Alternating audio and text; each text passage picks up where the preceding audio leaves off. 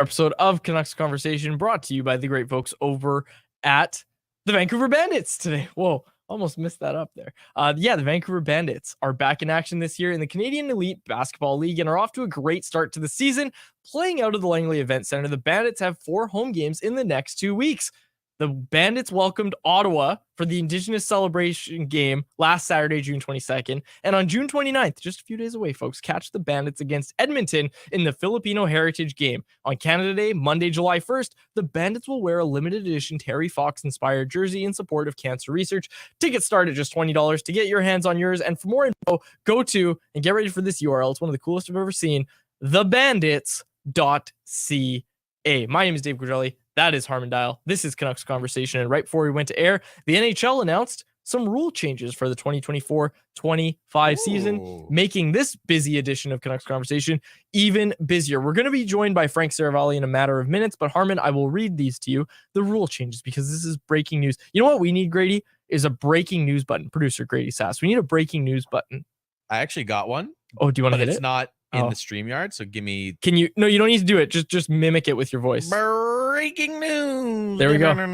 There's our new breaking news button. It's just great turning on his mic and saying breaking news. Okay, so breaking news. These coming out of the NHL. Literally, we got sent this memo to our emails at 2:00 from NHLPR. These are the rule changes, an overview of the changes. Rule 38.2 are situations subject to coach's challenge. A coach's challenge now will be permitted to take down a penalty for a puck out of play. This only will apply to delay of game penalties when the puck is determined to have deflected off a player, stick, glass, or boards, and not on a judgment call on how the puck left the defensive zone. Example, batted pucks, or if the puck was shot out from the defensive zone. In the event of a failed challenge, another 2-minute minor penalty will be assessed, so it would make it a 5-3. That's one of them. Cool. Line change following dislodged net. There will be an adjustment to Rule 63.8 so that the defensive team cannot make a line change in the event its goaltender accidentally dislodges the net. I like that. Old language applied just to the skater. And obviously, Grady, you're a goalie as well. We all know this. We've talked about this a lot. The way goalies play the position now, there are a lot more dislodged nets with how they integrate to the post and how they kick that post off sometimes. Rule 76.4. Face-off procedure for centers. Following an icing, the offensive center also now will receive 1 warning for a face-off violation. Same as the defensive player. I actually didn't know there was a difference. Did you? Me neither. Yeah, I didn't know that. So, okay, great rule change. And then this one. Oh, we already knew about this one because this one they got warnings about last year. I remember talking to Carson Soucy, or we talked to Carson Soucy at Canucks Army about this.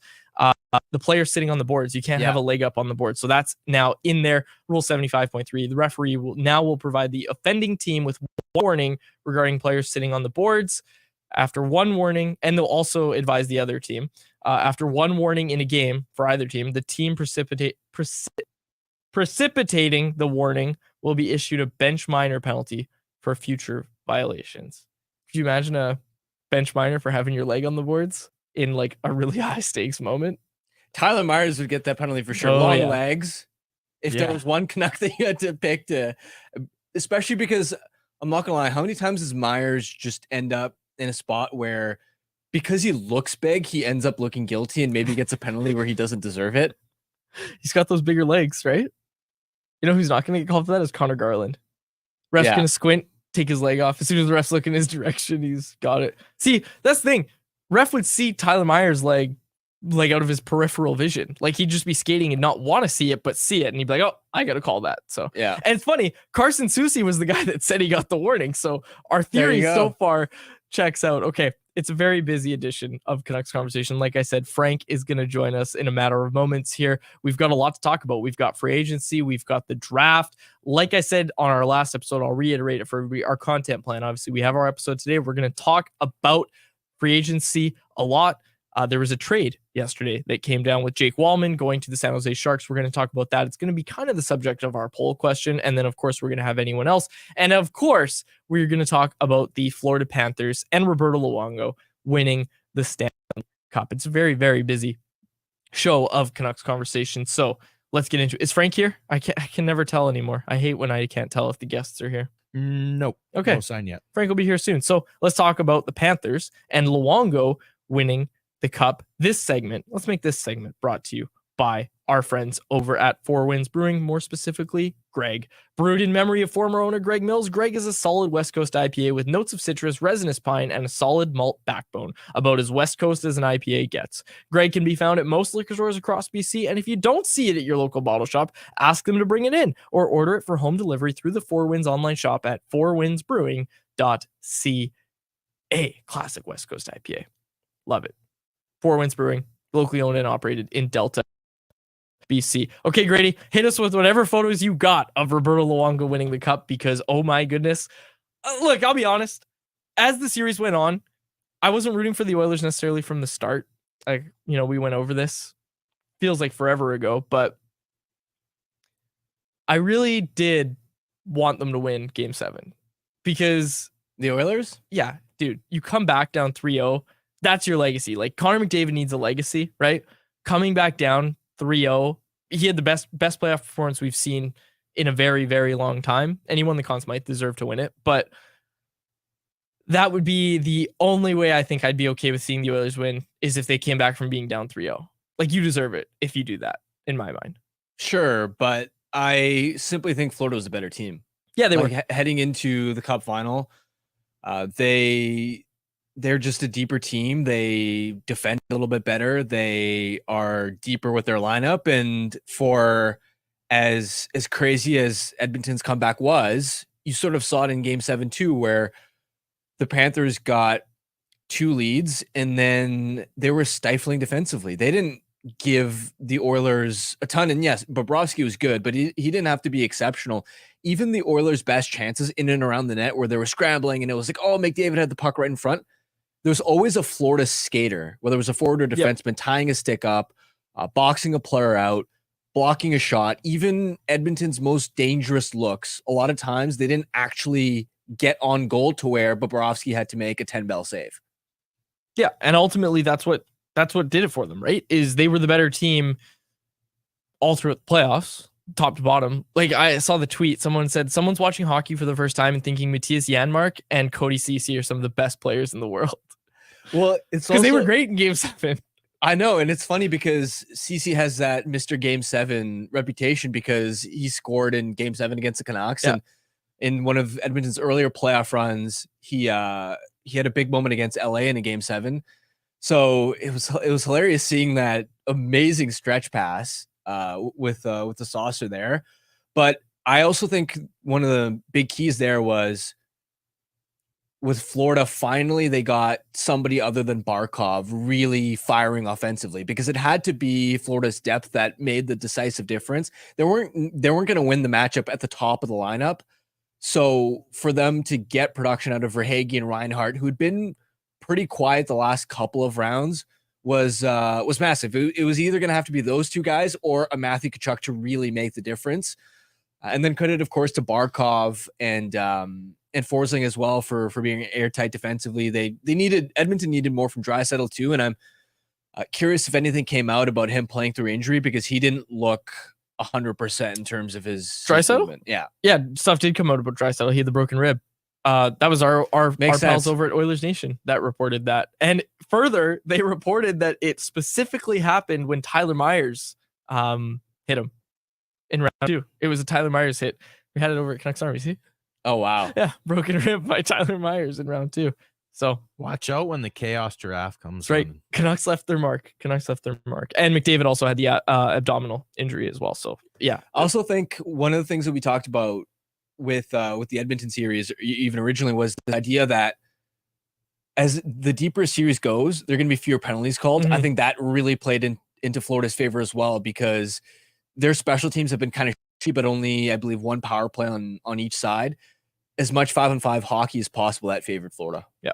Okay, let's get his thoughts on it. We're going to bring in Frank Seravalli, who is fittingly brought to you by the Daily Faceoff live free agency special, coming to you on July 1st from 11 to 2 p.m. Eastern time. Join Tyler Remchuk, NHL insider Frank Seravalli, former NHLers Carton Hutton, Colby Cohen, and our friends from all over the league for 3 hours of nonstop action as we dive deep into the madness of free agency. They'll be breaking down every trade, discussing the impact on teams, predicting the future of the free agents, and giving you the inside scoop on all the wheeling and dealing happening around the league. Catch all the action live on July 1st from 11 a.m. to 2 p.m. Eastern for the Daily Faceoff Live Free Agency Special. You won't want to miss it, folks, so make sure you watch it. And hey, you get a little preview of what you're going to see on that show, because joining us now is Frank Seravalli. Not going to say it. We got a nickname for him, but he's the head of content over at Daily Faceoff. So, Frank, where are you? Oh, you're in Vegas. Where else would I be, Quads? That took me a second. So, how did you like all the traveling for the Cup final? It was a long playoff run. Obviously, I spent the first 2 rounds with you guys in Van, did the 3rd round in Edmonton, and then the Cup final back and forth 31,000 miles just in the Cup final. It was a slog, but honestly, iconic Cup final, one of the best I've ever covered, maybe one of the best I'll ever cover. And that Game 7, the anticipation heading into it, such a consequential game given how the series turned out.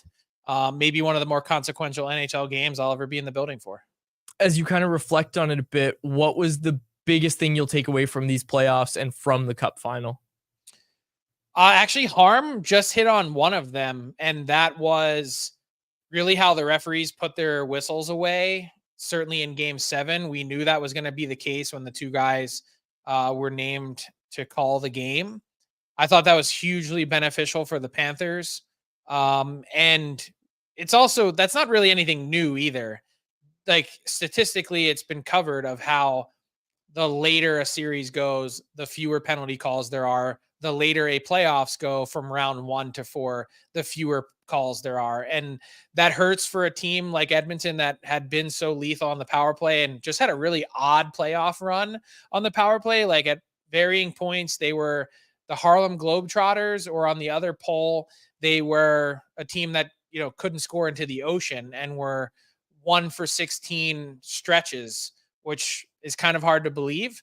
But they were scoring 3 goals a game against the Kings multiple times on the power play in round 1. So that part was odd. Another takeaway, just the power of size. The Canucks know that with Zadorov and Myers. They believe it. And Rick Tocchet is definitely a believer based on his deployment of Myers and Zadorov. And I know I just pronounced his name differently twice, but I'm trying to key in on that. I'm going to try and say Zadorov because I think that's the correct one. Yeah. Frank, shifting to the Canucks, as you already kind of did there, wanted to start with Jake Guentzel. I feel like every Canucks fan has him penciled in as this is our dream acquisition. What do you expect the market for Guentzel to look like, and how would you peg Vancouver's odds of winning those sweepstakes? Well, I think the Canucks have also penciled him in as their dream acquisition on the free agent market. So that part is clear. He's got to make it there. And I think what you'd have to guard against if you're the Canucks, and maybe not much you can do, is does someone step up in the meantime and try and trade for his rights? No guarantee that he ends up signing with whoever trades for him. And we've actually seen that happen before, believe it or not.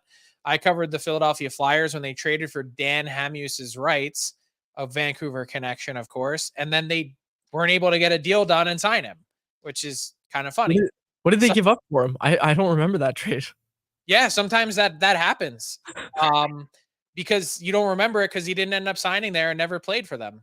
That's why you don't remember it. I got to look up what the return on that trade was. Like, did they give up significant assets? No, I don't think so. Third round pick. It was a 3rd round pick. Yeah. So, anyway, when it comes to Guentzel, they've got their sights set on him. And I think if they can make it work and pull it off, I do think there's a real path for them to sign Guentzel, sign Zadorov, sign Myers, and then give whatever is left over to Arturs Silovs if they can try and make all of those things happen. They're walking a tightrope, and they're scrounging in couch cushions for coins, but it also requires moving Ilya Mikheyev and biting that bullet. Will they do that between now and then? Okay, lots to dive into there. You brought up Silovs, you brought up Zadorov. We have a lot to talk about. Let's start with moving Mikheyev because, as you just said, it's going to have to maybe happen if you want to get all of that work done. We saw Jake Wallman go yesterday. Jake Wallman's a pretty good player. He's got a lesser cap hit than Ilya Mikheyev.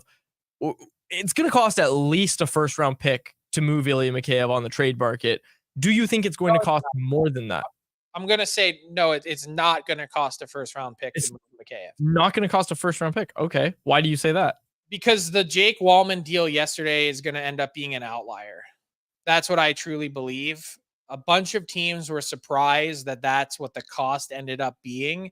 In fact, they knew or had an inkling that Wallman was available, but were never presented a world in which they were able to make an offer. There wasn't a bidding war, so to speak, of who ends up paying the least to sweeten the pot. That never happened. And because that never happened, and because everyone really seemed to be surprised by it, at least in terms of the price paid, I don't think that does anything in my eyes to set the market for what that might mean for Mikheyev. I think they're looking at a very similar package. It's second round pick in order to take him on. But I also, I think there's enough teams that are moderately intrigued by him that if push really comes to shove, that there's a deal to be had there. It's still going to involve something. Like, I don't think anyone's just taking him on for free, because it's been known for a while that that option is available.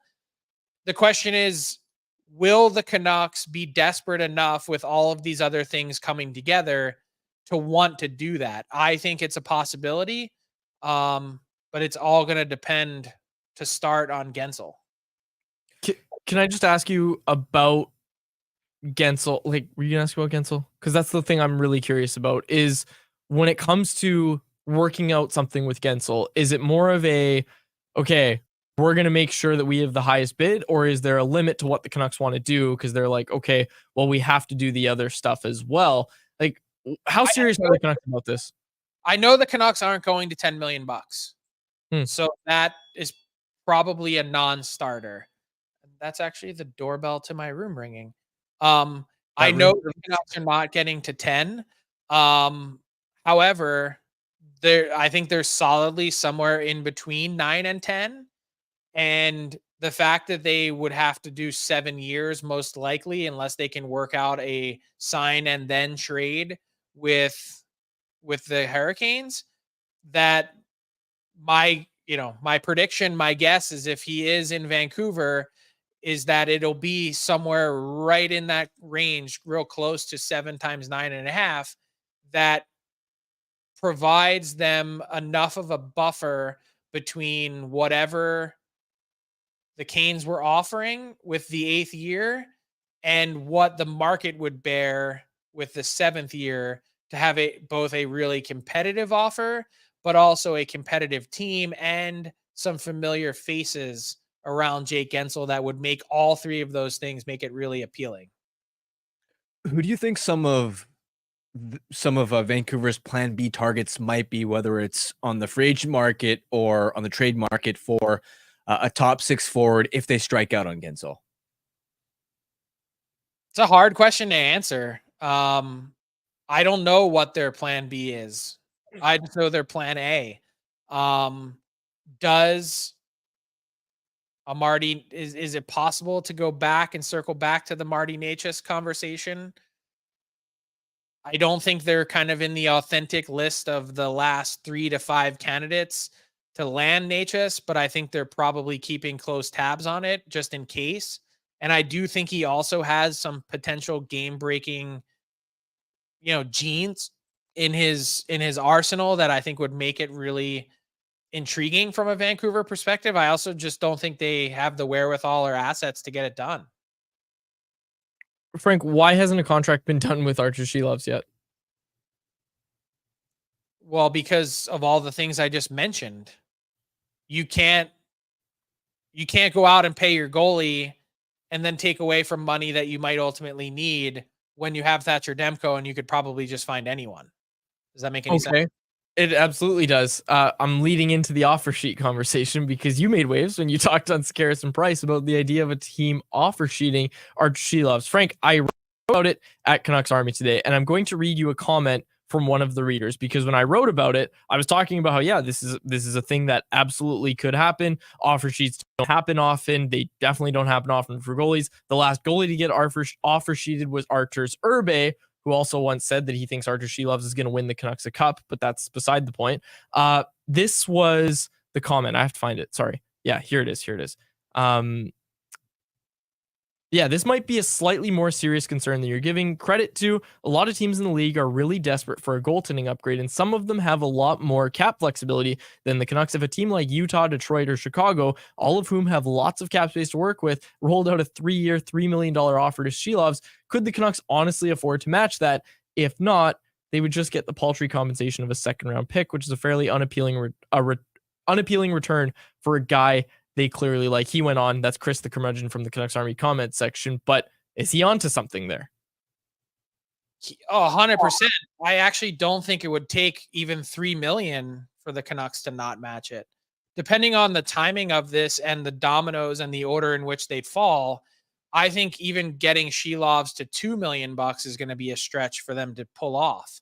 And I don't know that obviously they like him for sure, but they're not going to take a backup goalie even at his young age and prioritize him over any one of the guys that I just mentioned in Gensel, Zadorov, or even Tyler Myers.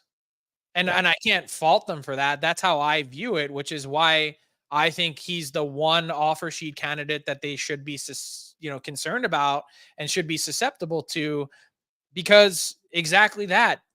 It's the compensation is even less when you get to $2 million.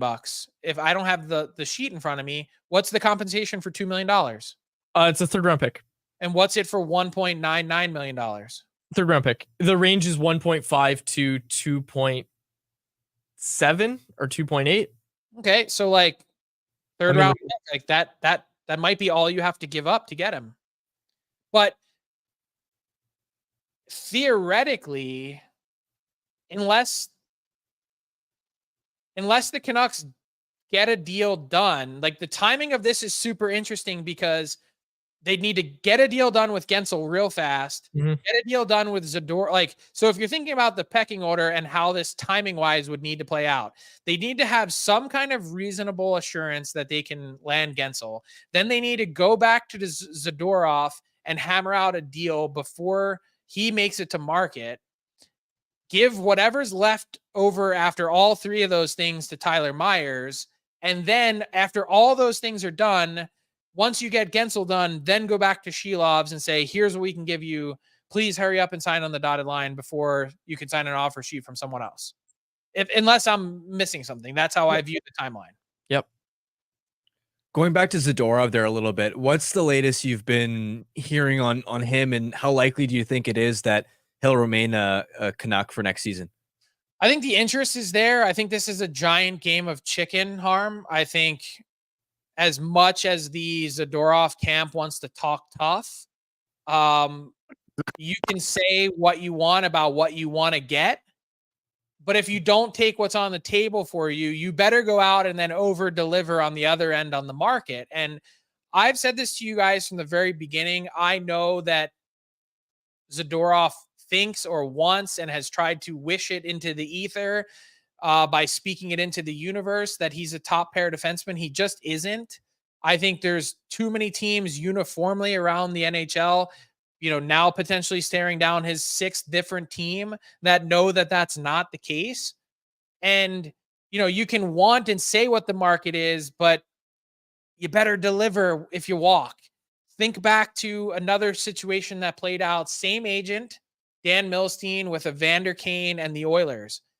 Said, I'm going to go to market. I can get way more than this based on the way that I played in the playoffs.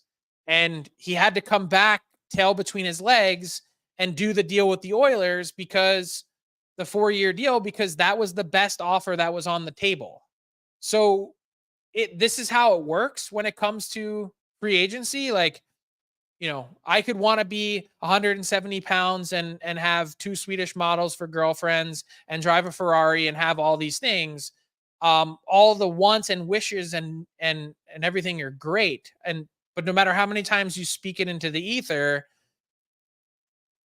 that they don't just materialize, and Nikita Zadorov doesn't just wake up on the eve of free agency and start to get paid like a top pair defenseman. What's your prediction for what he signs on July 1?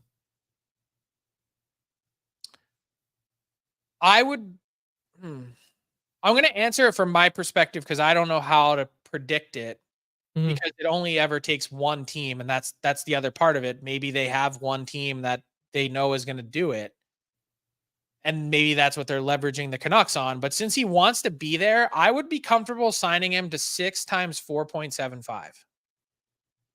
Yeah. 6 times 5. Yeah. I think I was high in my I wrote an article about what each guy was getting on their next deal, and I had Zadorov pretty high. I think I had a 6x5 on the open market. Yeah, but I think sub $5 million is fine.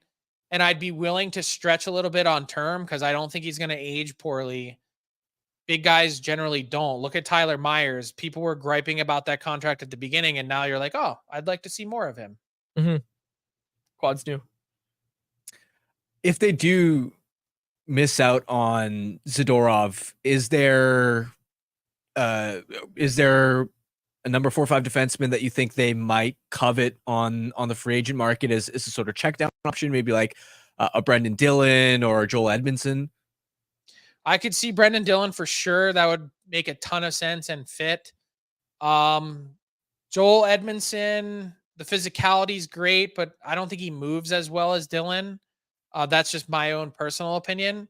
I could see them being in that market in that range.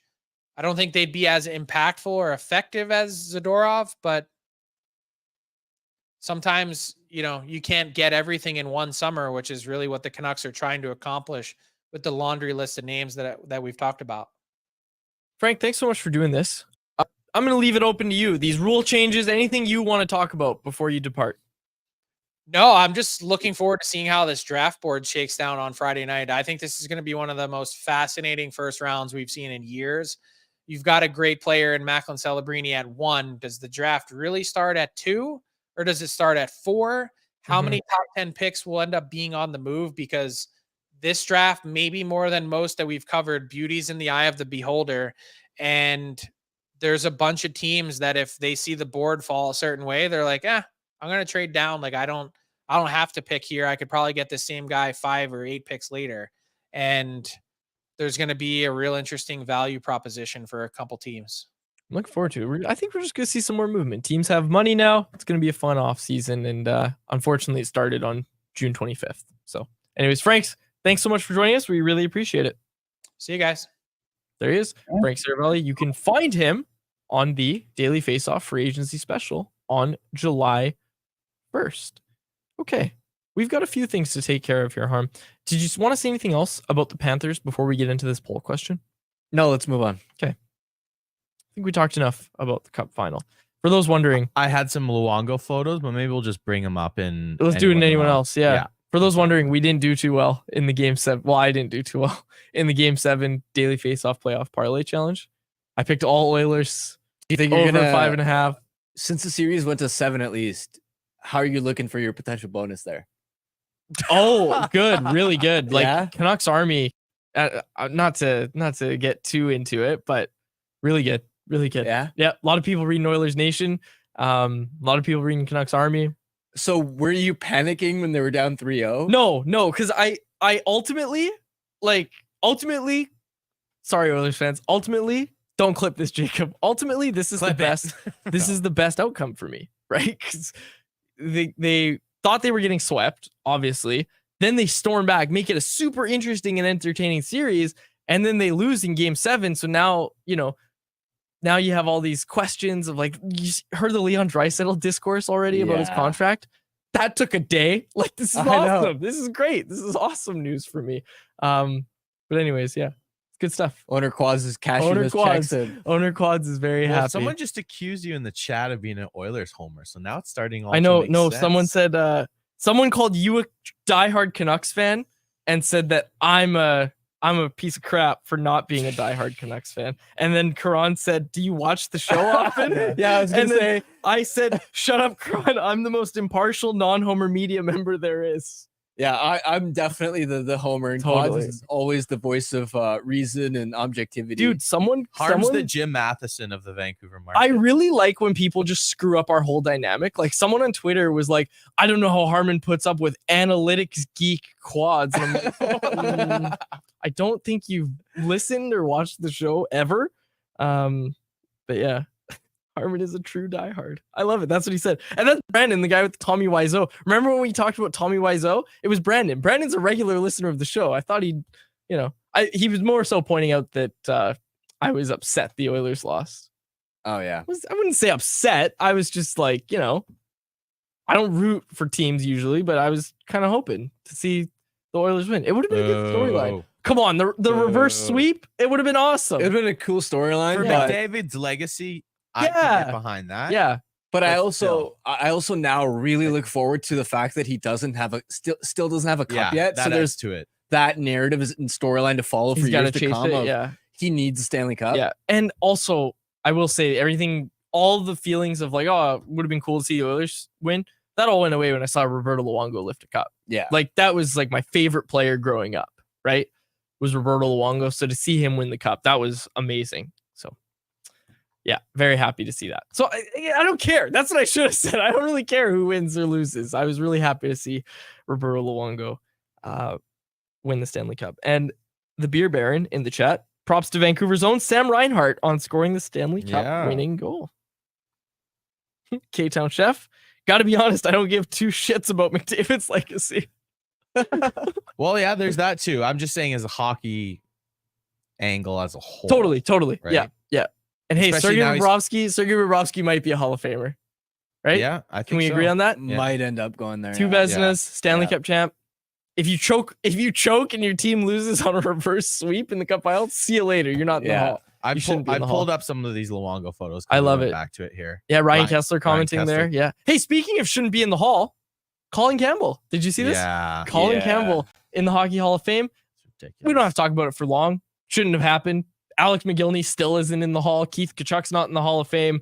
It's ridiculous. The Hall of Fame has and look, I don't know if I'm ever going to be up for the Elmer Ferguson Award for the media, but I might tank my chances of winning that award. Tony G Award. Yeah, might tank my chances of winning that award right now, but the Hall of Fame voting process is an absolute joke.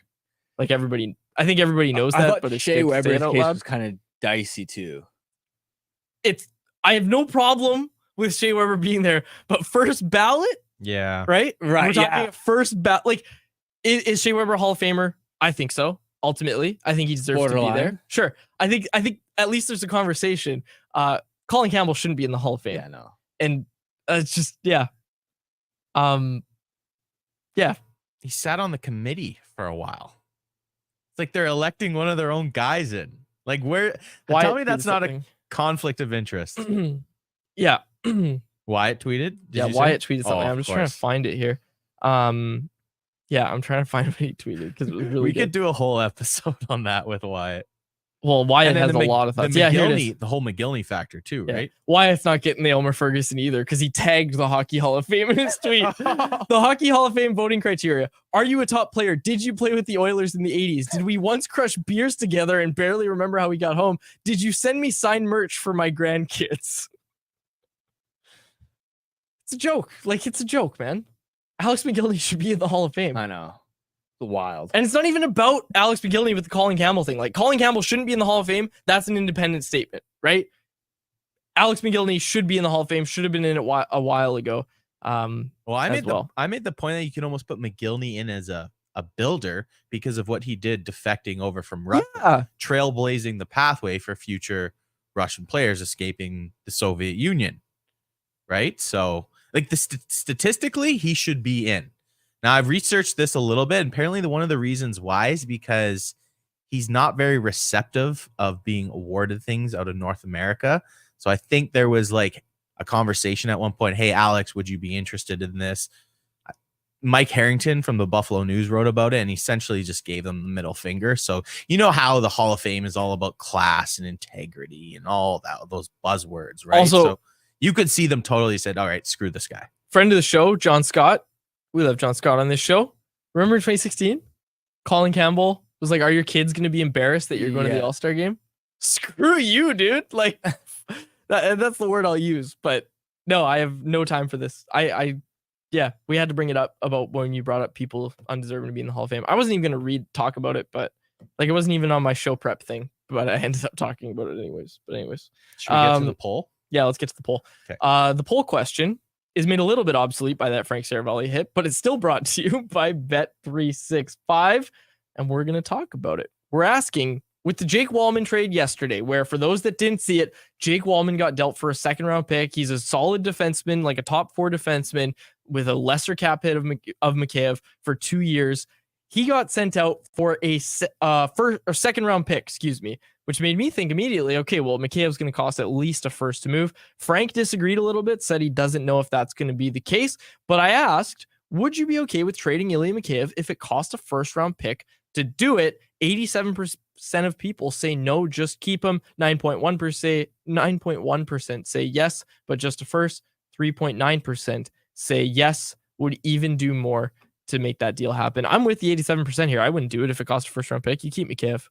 Yeah, for sure. At a first round pick price point, not worth it. The Wallman trade was stunning. Yeah. By the way, I like what Frank said about it potentially being an outlier.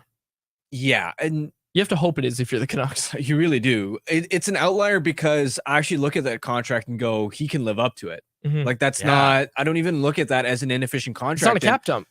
What is Steve Yzerman doing? Is the thing that needs to be especially studied. Because like look at all the other contracts he signed for these mid players. Yeah. These mid veterans. Like he's got Andrew Copp on the books at over 5.5 for the next 3 years.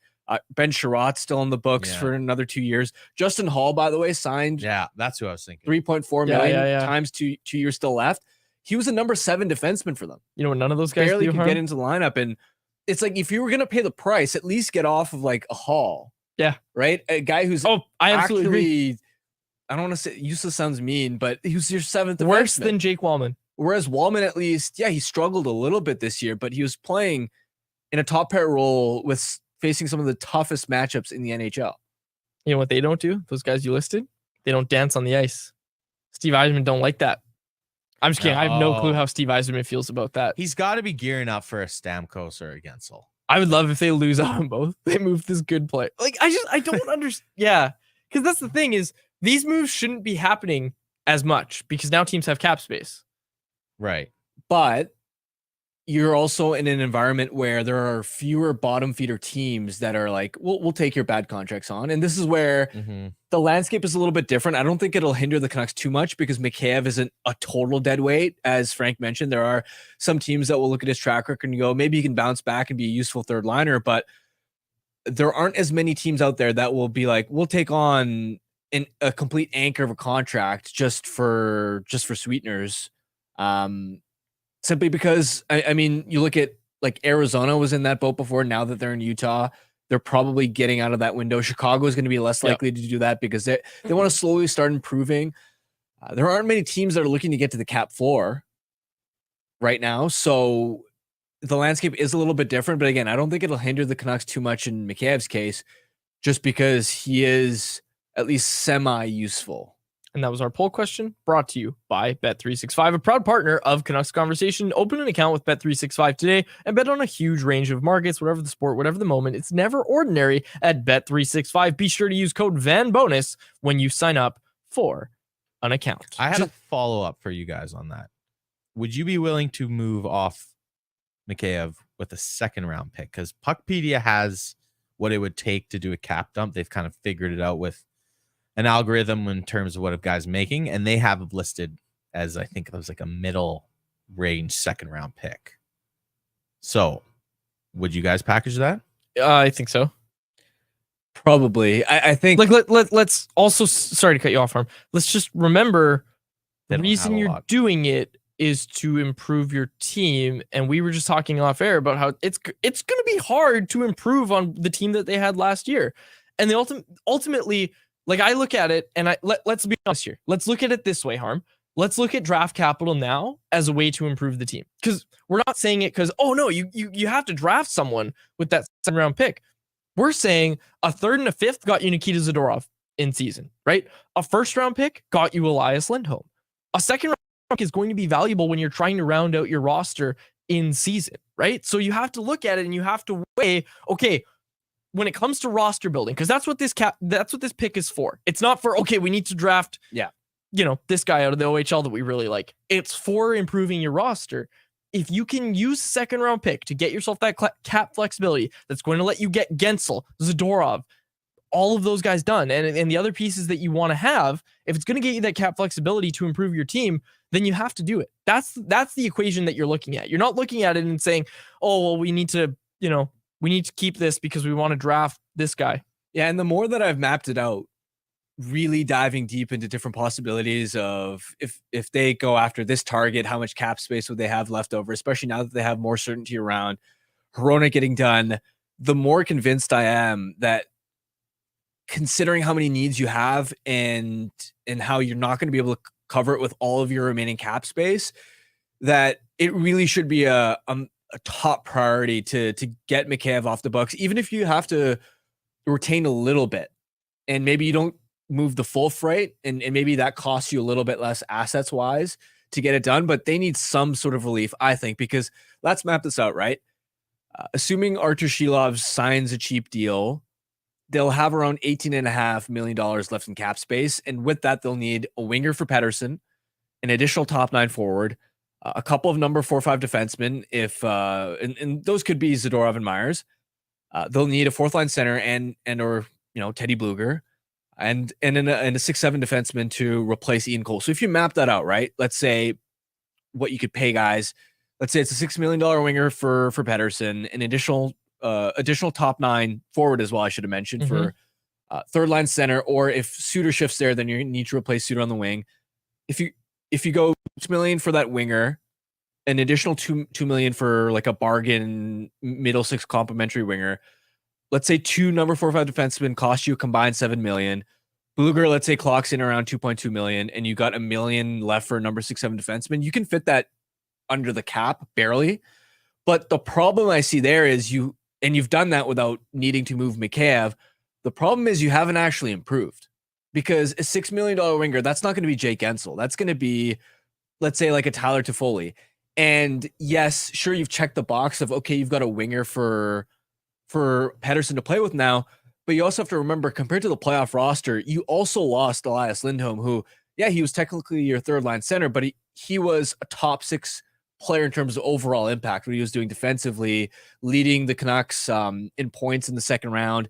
So it's like that's almost a lateral move. And then that additional $2 million winger, that's probably a downgrade compared to Joshua. Then you go the number 4-5 defenseman. If you've got a combined $7 million, I don't know if you can afford Zadorov and Myers in that scenario. So you're downgrading there. So you're in that setup where you haven't moved Mikheyev's contracts off the books. Yes, technically you've checked off we got a top 6 winger, and we got number 4-5 defenseman. Maybe it's Brendan Dillon and somebody else, but those guys aren't actually upgrades. And so if you want to get to the point where you are possibly upgrading the roster and you want to go after Gensel and something along those lines, well then, and you want to prioritize Zadorov, then I think you need to get off Mikheyev. Lots of stuff in the chat. Let's continue this conversation in our next segment, which we like to call Anyone Else. And it is presented to you by the Vancouver Canadians, who are back at the Nat for 9 in a row this week.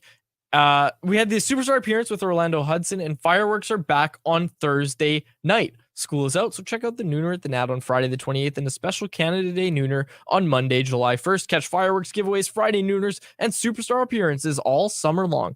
To get your tickets, call 604-872-5232 or go to CanadiansBaseball.com. Okay, we've got a lot. People are talking about Mikheyev. We got a sub poll in the YouTube live chat. We said, would you trade a 2nd round pick as a sweetener to move off of Ilya Mikheyev?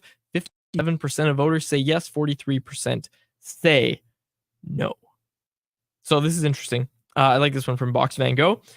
Would you do Mikheyev for Laine and a third with 1.5 retained by Columbus? I've already given my stance on Patrik Laine. I don't love it, but there was an article on Canucks Army that nearly totally changed my mind on why you should go after Laine. If you lose out on Gensel, Laine is a fine plan B. No, he's not. Yes, he is. Absolutely, no, he is. They're not the same player. They're not the same player. But you're moving off Mikheyev, you're bringing in Laine, and if they're retaining on Laine, you all of a sudden basically have Laine at 3.5. Yeah, I'm not agreeing with the premise of the proposal and the retention. Like, that's not bad, but the idea that he's a fine plan B for Gensel, like, no. Okay. There's a massive drop off between Gensel is him and Laine. and going Tyler Toffoli, because now you have the money to do that too. Is that a fine plan B? What's your plan B to Gensel? That's my question for anyone else. To you. Well, that's part of my concern is that there is no plan B. I mean, yeah, you can go after Toffoli, but also, like, what term is he going to get? Jim Benning isn't here anymore. Again, if it's just a Toffoli caliber player, which is still a good one, you haven't actually improved. You know what I mean? Like, ideally, it's an actual star. And just to circle back to the Laine, because we didn't touch on that. My concern with him is the one-dimensional factor. Defensively, is Rick Tocchet going to be able to trust him? And B, one of the other things I think about is Laine is most dangerous from the left half wall on the power play on his one-timer side. Where does JT Miller do his best work on the power play? The left half wall. Yeah. So how are you going to make that work? You're taking Laine's best weapon, his one-timer, and either you're putting him there and forcing Miller to play in a less optimal spot on the power play, or you're forcing Laine somewhere else. Like, I don't know, man. I would look at it. Plus, he's been hurt a lot. Like, I think there are too many red flags there. I think you have the guy who's currently enrolled in the NHLPA's player assistance program, right? And it like, again, if you're getting off Mikheyev, you're getting an asset, and they're retaining, like, if all that's happening, I think you take a flyer on Laine. Like, I've become increasingly okay with it. But I just don't think that the proposal's not bad, but I just feel like if you're trying to find, like, that star winger. I'm also just kind of going to push back on the idea that, okay, JT Miller's most effective at the half wall. Yeah.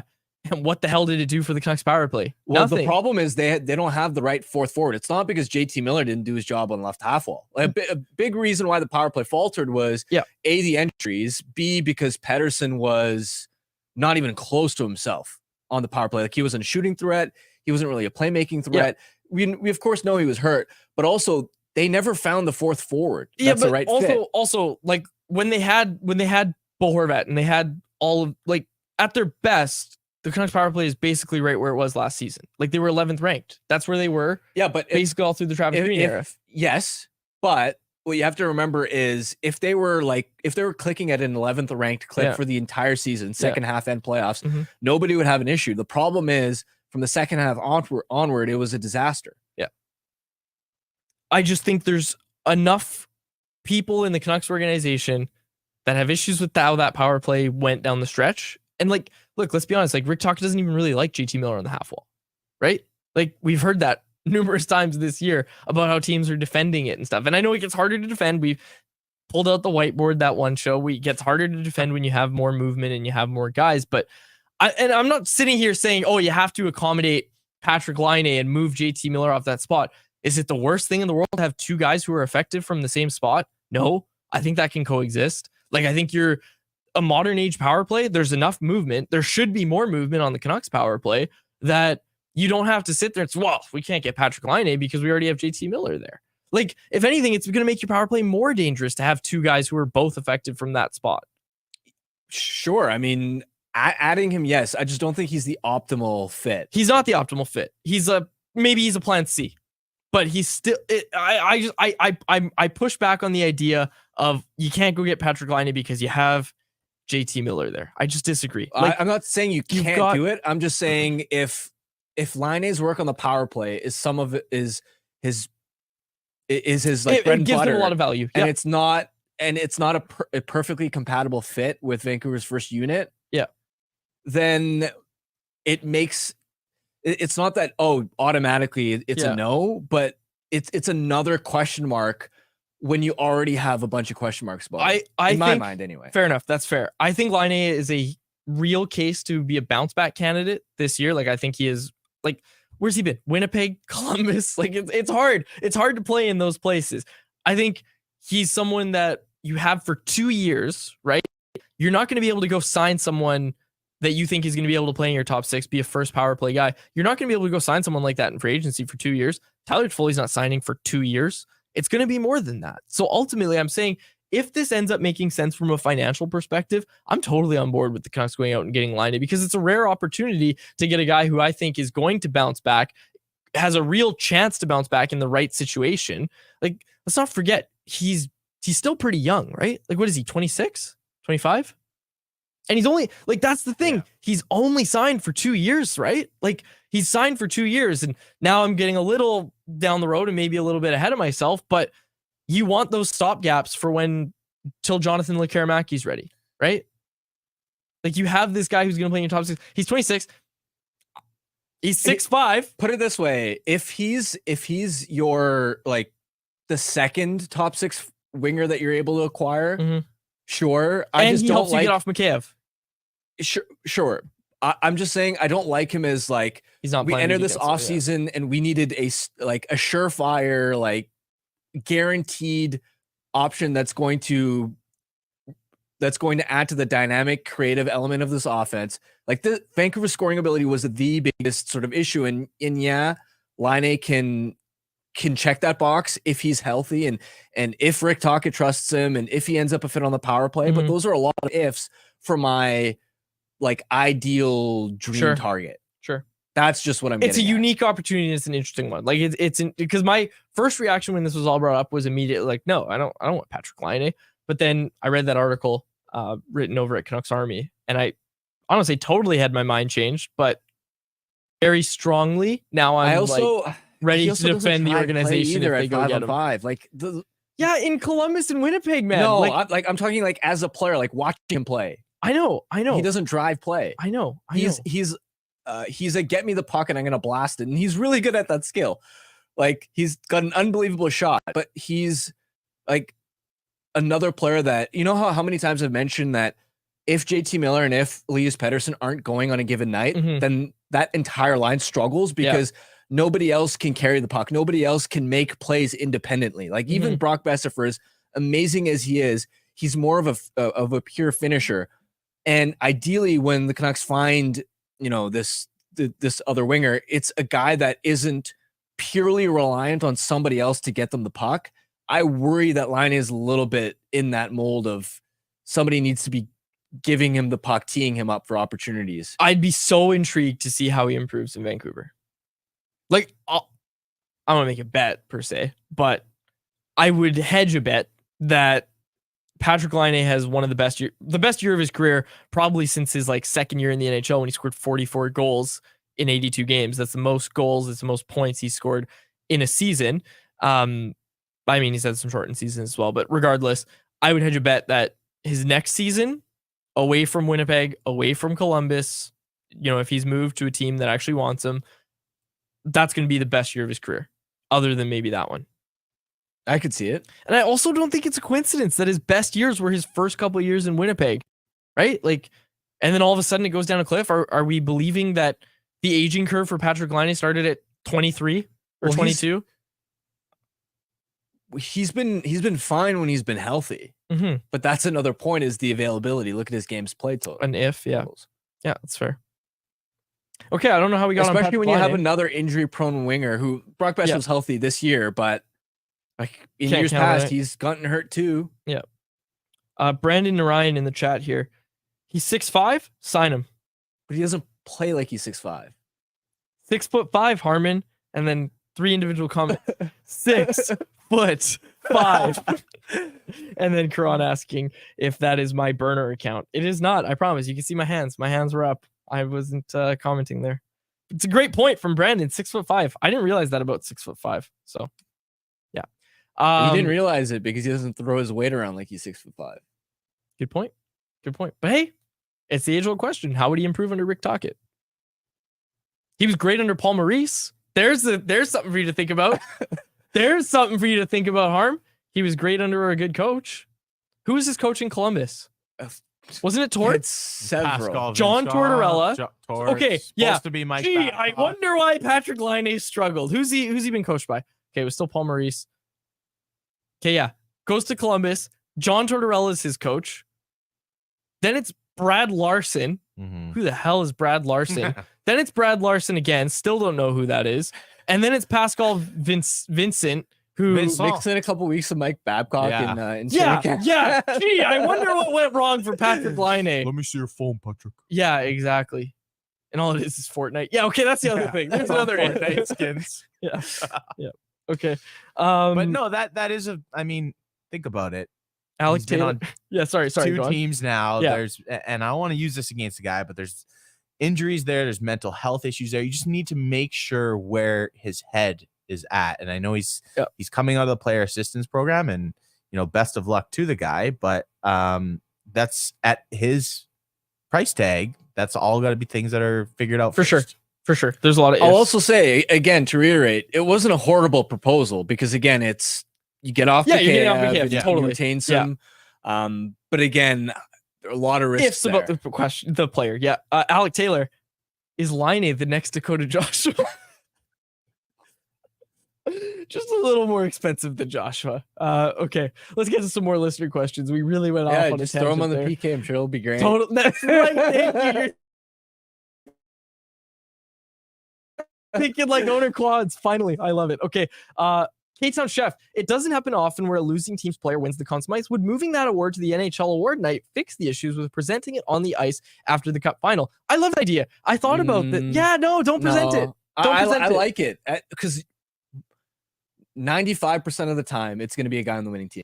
Yeah, your team's going to be celebrating. That's usually an awesome moment. But it's I think it's more fun to, and I guess maybe not for the player, more fun, but it's cool for the player, I think, to accept it the NHL awards. Maybe, but you're already awarding the cup there. Might as well hand out the Conn Smythe as well. I was okay. Yeah. By the way, on the whole McDavid didn't come out. First of all, I don't blame him at all for coming out. The people that are like, didn't have class. Like, you don't know what he's been through. The most devastating loss of the guy's career. But that said, I like on a personal level, I wanted him to come out just so there'd be that iconic like Jaguar sad accepting the I hear you. Like that would have been cool. It's good for content. I don't blame him at all for his entire team left the ice. Here's the thing. This is what I'm trying to explain to people. Like, instead of just saying, "Oh, this didn't happen," think about what would have happened. Like, they left the ice to let the Panthers celebrate. Gary Bettman comes out with his annoying voice and he goes on a 3-minute spiel or whatever, and then he goes, yeah, our Conn Smythe winner is Connor McDavid. Someone from the Oilers PR or whatever goes, hey, Connor, you just won the award. Guy's probably got a towel over his head. Dead silent in that locker room. They're all sitting with their heads down. Oh, I won? I won the Conn Smythe? Hell yeah. Okay. Yeah, for sure. I'll be right out. Are you kidding me? You expect the captain of the team, while his whole team is sitting dead silent with all those emotions in the locker room, to stand up and go accept an award for playoff MVP, walk back in the dressing room, hand everybody a bottle of champagne and say, look what I won. Are you kidding me? Like, think about it logically. That shouldn't happen. That shouldn't happen. Well, it's no Stanley Cup, but it's a pretty big trophy. Yeah. Look at this, boys. I won this. I'm the best. No, I actually would have thought there should be way more questions about Connor McDavid's integrity if he went out to accept that reward. Like, I wouldn't have put questions about his integrity if he came out, but I mean, if he handed everybody a bottle of champagne, okay. No, I know what you're saying. Okay, this one from Kron. I'll ask this one to you: is Lomberg worth it to go after in free agency? A great forechecker, but could get massively overpaid after winning the cup. I don't think he's going to get massively overpaid just because he didn't play a huge role. But I mean, he skates well. He, despite being... Oh, Canucks signed Blueger. Oh, really? Yep. What's smart move? What's the number? My girlfriend actually texted. Oh, fiance. I was getting used to that. Teddy Blueger to a 2-year contract with a 1.8 AAV. Damn. That's awesome. That's a really tidy piece of business. I thought his number might be closer to like 2.2. I also had that at 2.2. Yeah. Man, they got him at a discount compared to last year. Dude, people want to win. Considering how weak the UFA center market is. That's a great contract. The number of centers that had 30 points or more this season was like 5, and two of those guys, Roslovic and Domi, are like part-time centers anyway. Sorry, I have to text our news guys to tell them to get on it. But yeah, I like that contract a lot. This is a win. Yeah, it absolutely is. I'm trying to find, because I wrote an article predicting what every free agent would get in free agency. Right? I thought that'd be a really fun piece of content to do. What did I have for Blueger? I need to try to find it because I think it, yeah. Okay, I was close. 2 years with the Vancouver Canucks at $2 million. I thought it was going to be a 2x2. Like, I thought it was going to be one of those ones that was kind of a, I don't want to say discount, but a bit of a discount. Like, I think Teddy Blueger could have got more than this on the open market. I think he could have gotten more. Like, what's Sam Lafferty going to get on the open market? Nah, he's not going to get much. Really? What do you think Sam Lafferty's going to get? Give me an answer. I think he's going to get 2 years by $3 million. Or excuse me, no, sorry, excuse me. I misspoke. Total contract value was $3 million that I had. Sorry. Yeah, you were about to just rip into me. I mean, sure, he could get $1.5 million per year. I thought he might be closer to like a 1x1. Okay. I'm just saying, in my mind, Blueger's a much better player than Sam Lafferty. The penalty killing. Yeah, I had 2 years at $1.5 million. I also predicted team. So I got the team right with Blueger. I said with Lafferty, he's going to the Flames. Calgary Flames are going to sign him. Just because he's a former Canuck? 1.5 million. Well, no, I didn't actually include that in my explanation, but I just think that, like, I was looking at the Flames forward court, and I think they're going to be like, oh yeah, he could play wing, he could play center. Like, that's how they're going to sell it to everybody on July 1st. So, yeah, I went with the Flames. Okay, yeah, so Blueger, breaking news. Yeah, breaking news that the Canucks Army news staff needs to get on. Breaking news. Nice. Huge for the PK as well. Yeah, it's good. It solidifies the PK. When we were looking at all the departing names, yep, there were a lot of penalty killers leaving. Okay. No, this one, yeah, I'm bus driver in the chat asked, do you see the Canucks moving Garland at the draft? I'd be really surprised. I think he kind of emerged as a play driving winger this year, and I think they think he's a pretty big part of what they want their bottom six to be. And when you just brought up, when Miller and Pettersson are going, there were nights where Garland was going. Yeah. And it meant that line was going. And I think you need more of those, not less. So I don't think they move him. Yeah. Okay. I think that's it for listener questions. We'll close it out there. Anything else that you want to say about Blueger? People love the Blueger contract. No surprise. That's awesome. It's really. Oh, this is a good question from Brandon again. He's asking how tall Teddy Blueger is. Teddy Blueger speaks like 5 languages. Yeah, he's 6 feet. So it's not ideal, but it'll be okay. He speaks like 5 languages fluently. Really? Did you not know that? I think you might have brought that up on the show once before. He speaks Latvian. He speaks English. He speaks French. Shut up. I'm trying to remember. He speaks Russian. Are Russian and Latvian the same? Do they speak Russian and Latvian? I don't know. Well, because Silovs used to translate for Kuzmenko, remember? And Mikheyev. Silovs would be the translator. Before he was a star in the playoffs, he was around the Canucks dressing room and would just translate from Russian. Latvian is a language, though, right? I don't know. Yes. Yeah, it's a language. Oh, it's very similar to Russian. Okay. Oh, modern Latvian is spoken in the west of the country. Latgalian is spoken in the east. So maybe it's Latgalian that's closer to Russian. I love when you just Google. Oh, they're not similar languages. There's always a twist. So wait, does Silovs speak Russian then? Because Silovs has good English too. And I remember talking to Artie. He learned English in school. So you know how we learn French or Spanish? Yeah. So Silovs knows English, Latvian, and Russian. Okay. Now we Google. You're just doing this to distract everyone from the fact that you forgot the 5th language that Blueger knows. I forgot the 4th and 5th. I just threw up French. I'm not even sure if that's true. Okay. Significant. Oh, not majority. 36% of the population speak. Wow. Yeah, interesting. 36% of the population. So there's okay. Here it is. There's an article from 2015 college hockey when Blueger was there. Nice. He's this article is claiming 4 languages. Oh, Maybe. Yeah, he knows English, French, Mandarin, Russian. Remember he did the Chinese New Year thing? Remember?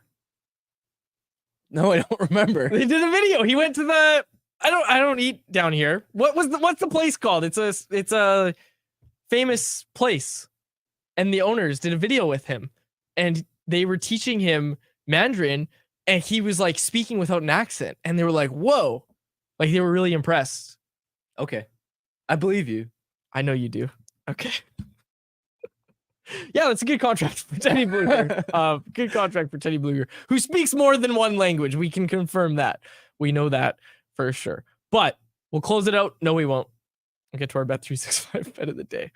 Brought to you by our friends at Bet365, who, as I said earlier, are a proud partner of Canucks Conversation. I'm going with it. I'm going with the Toronto Blue Jays today. Plus 130 on the money line, visiting the Boston Red Sox. The Blue Jays are going streaking. After losing 7 straight, they won yesterday. They're going to win another one today. Vladdy's going to leave the pop flies instead of backpedaling forever. The Toronto Blue Jays are going to take down those Boston Red Sox at plus 130 odds. You can get that over at Bet365. Must be 90 plus play. If you choose to play, please play responsibly. We'll close it out there. For my co-host Harman Dial and our technical producer Grady Sass, my name is Dave Gugelli. Thank you so much for listening to the episode of Canucks Conversation. Canucks Conversation is live Monday through Friday, every weekday at 2 p.m. over on the Canucks Army YouTube channel. Make sure you like, subscribe, and interact in the YouTube live chat every day with us, folks.